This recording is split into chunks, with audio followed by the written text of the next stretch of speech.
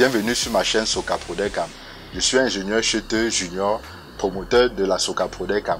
Aujourd'hui, je vais vous faire part d'une thématique assez essentielle et assez importante qui touche l'esprit de beaucoup d'éleveurs et beaucoup d'investisseurs dans le secteur pastoral. Il s'agit de deux thématiques essentielles, notamment l'élevage de poulets de chair et l'élevage des pondeuses. Beaucoup se posent la question, quel est le business à choisir? Quel est le type d'élevage à choisir?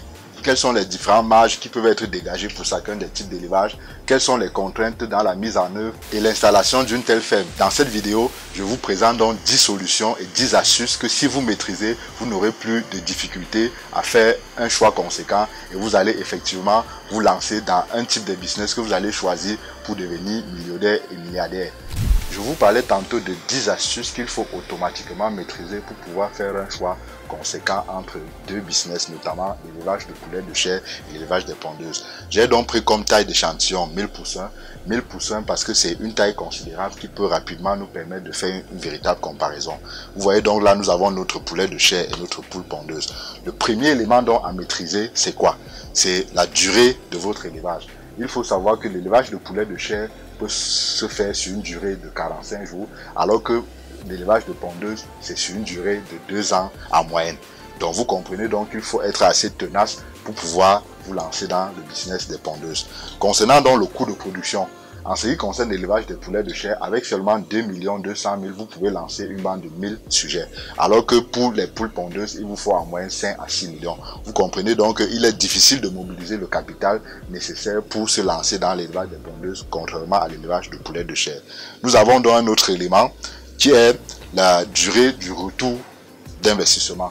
Vous savez qu'il est toujours important pour chaque type de projet que vous effectuez de pouvoir projeter le retour sur investissement. Avec donc l'élevage de poulets de chair, il vous faut juste 1 mois et demi pour entrer dans vos investissements parce que c'est après 1 mois et demi qu'on effectue les ventes. Contrairement aux pondeuses où il vous faut en moyenne 6 mois. Et on dit 6 mois pourquoi? Parce qu'on commence à avoir le premier œuf autour de 5 mois et il vous faut en moyenne 1 mois pour entrer au pic de ponte par conséquent pour pouvoir générer une marge.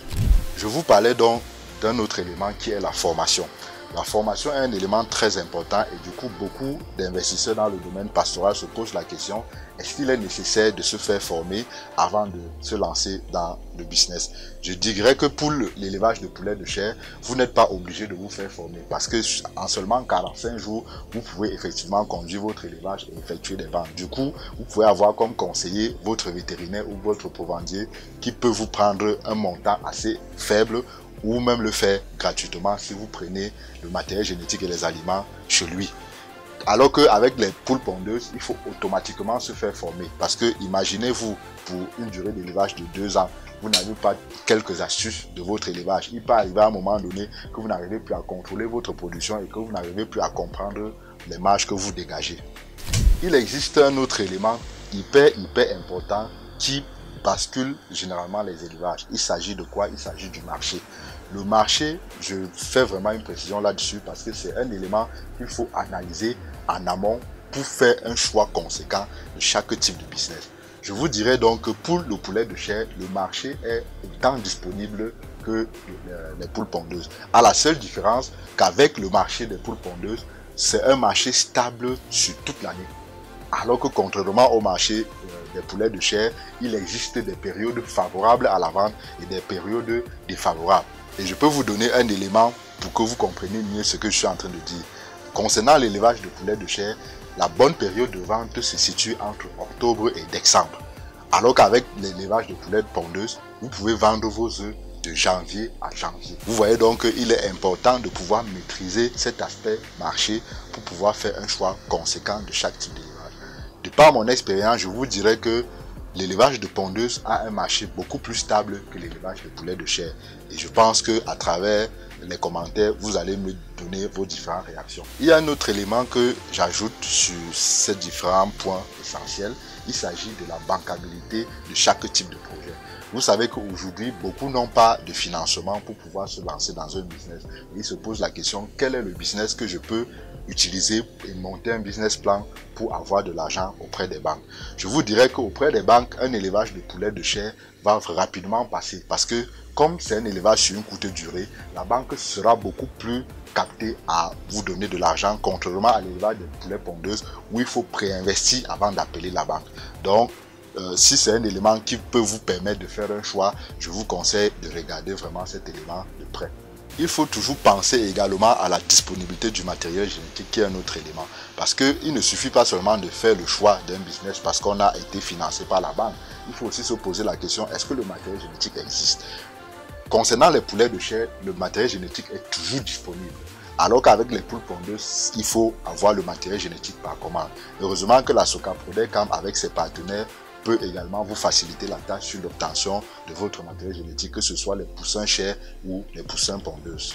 Un autre élément, c'est le minimum du capital à posséder pour faire un choix conséquent sur chacun des deux types.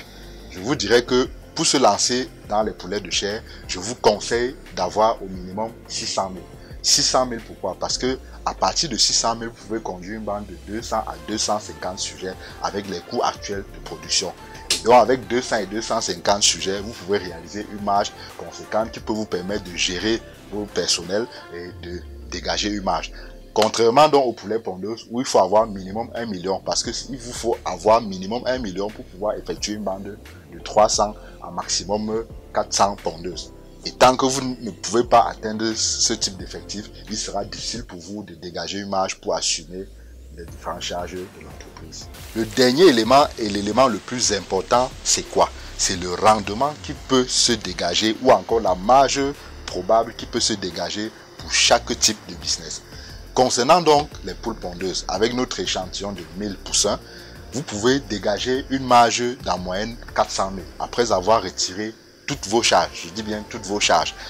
Alors qu'avec l'élevage de poulets pondeuses, à partir du 6e mois, vous commencez à dégager une marge de 250 000 à 300 000 tous les mois. Donc, vous voyez donc qu'avec l'élevage de poulets pondeuses, vous pouvez devenir fonctionnaire. Je dis fonctionnaire parce que c'est ce que nos parents aiment. Et donc, c'est un conseil qu'on peut donner aux enfants.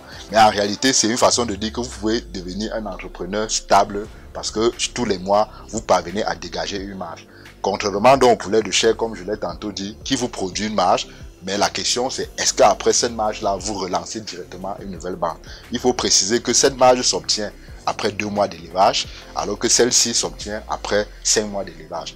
Donc, avec ces 10 éléments que je vous ai cités tantôt, je pense que aujourd'hui, vous n'aurez plus de difficulté à se dire, mais quel est le business que je vais choisir?